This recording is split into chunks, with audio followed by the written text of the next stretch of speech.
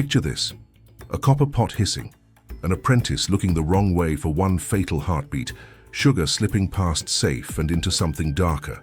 The chef barks, the clock is merciless, and what should be a disaster glows like amber glass. Before we roll the story, quick CTA. If you love real mistakes that became icons, tap like and subscribe now. Today, a burnt sweet teaches us how accidents set the standard. Sugar is a diva. Under heat it flips, sheds its halo, grows a shadow. Sweet becomes layered, polite turns provocative.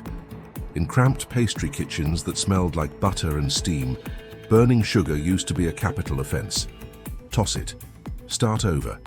Hide the shame. Until one day somebody didn't. Granules melted, went golden, went brown. Panic softened into curiosity. Curiosity crossed into nerve. And nerve, you already know, tasted like caramel. Wooden benches, sacks of sugar shipped from far coasts, copper that wears fingerprints like medals. Pastry has always been hungry science. Mix, wait, listen. Sugar ruled and punished. Today's cook weighs grams, yesterday's measured hunches. Somewhere in those hunches the perfume changed. Not just sweet, notes of roasted nuts, whisper of coffee, hint of warm bread. If you've ever walked past a candy shop, your nose decides before your brain.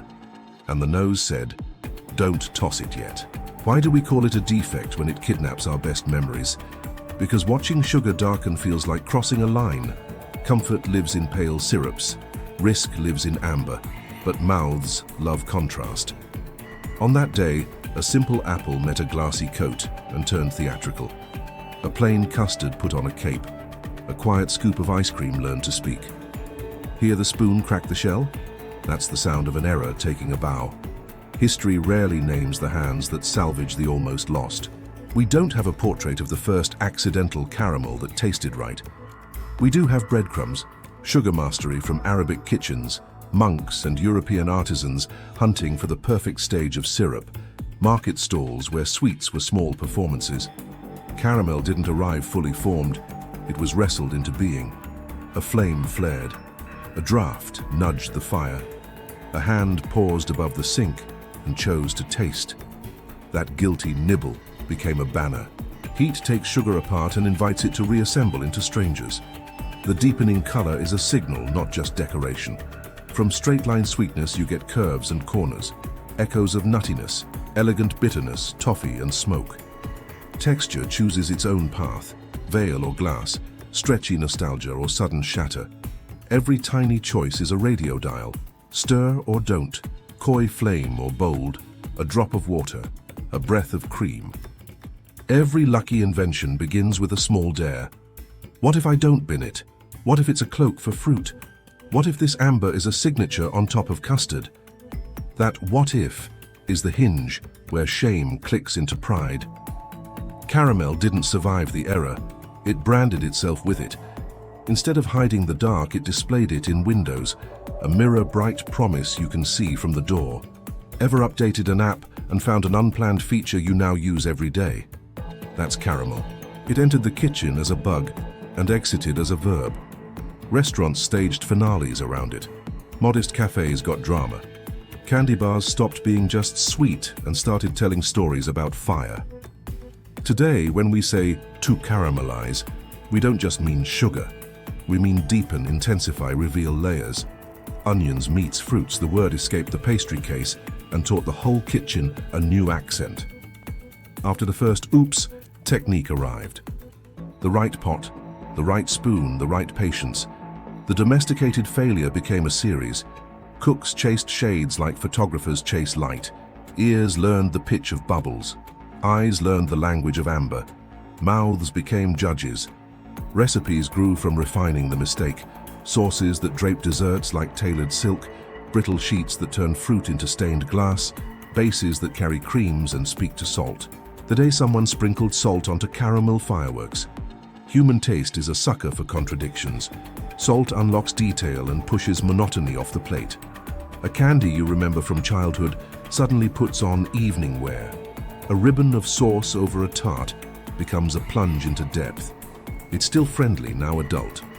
The once burnt accident chats with salt, and the two invent a dialect. Caramel lives on a narrow ledge. A heartbeat too far and the bitterness shouts. A heartbeat too shy and the sweetness flattens.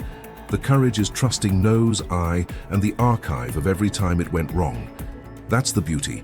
Repeat the error until it behaves. Tune the flame like an instrument. The pot is both stage and stopwatch. The pastry chef is maestro of sparkling bubbles. The audience? You, with a spoon as ticket, cracking the surface. Who hasn't licked the spoon? Who hasn't waited for the edge of a pan to cool so you can pry off that glossy shard? Caramel lives in fancy cases and in grease-stained family notebooks. It's street fair scent and wedding spotlight. It's movie night, when corn pops and meets a sweet embrace while the lights dim. All that because someone went past the point and decided to taste before they trashed it. Mastering caramel trains your senses for everything else. It teaches tempo, patience, courage with heat. It reframes failure as a rehearsal. And that philosophy sneaks outside the kitchen. How many plans have you scorched? How many times did you think that was the end? What if it was the base layer of something better? Tell me in the comments, what was your biggest kitchen oops that turned permanent? Ever burned sugar and kept going? Drop your tale. And if this is hitting your sweet spot, share it with a dessert lover. Keep watching. The twist ahead reframes why caramel truly won. The true revolution of caramel isn't taste, it's editing. Caramel hides flaws, smooths edges, creates gloss. A humble apple becomes jewel-toned. A shy custard becomes a star under a mirror-bright cape. A simple scoop becomes theatre with threads that harden mid-air like quick sculptures. It's edible art direction. That's why caramel is a language. We don't need to say the word. We see amber catch light and infer risk, nerve, story. When a cafe launches something caramel, it sells more than flavor. It sells a mood, comfort with edge. The slow-motion pour owns our feeds. We watch it drape and feel time loosen. Funny, right? An accident born from rushing became a symbol of pause. Caramel overshot the mark and then taught us to linger. What began as past the point became, this is the point. The border between disaster and discovery is thin and glossy. If no one had tasted, if the pan had gone straight to the sink, we'd have lost a texture that now lives in birthdays, weddings, quiet Tuesdays. Caramel is proof that curiosity is a muscle and failure is an ingredient. Next time you hear a spoon crack a glassy top, remember the first time sugar crossed the line. Remember the courage to taste. Sometimes sweetness takes the long way through a little darkness. If this story made you want to fail better, hit subscribe, tap like, and send this to the friend who saves the day with a last-minute dessert. Around here on Factory Defects, flaws become signatures. Hungry for more? Up next, Factory Defects, the fabric that tore in half and became the most durable item. What's the next mistake you want to see on Factory Defects? Tell me now what our next episode should be.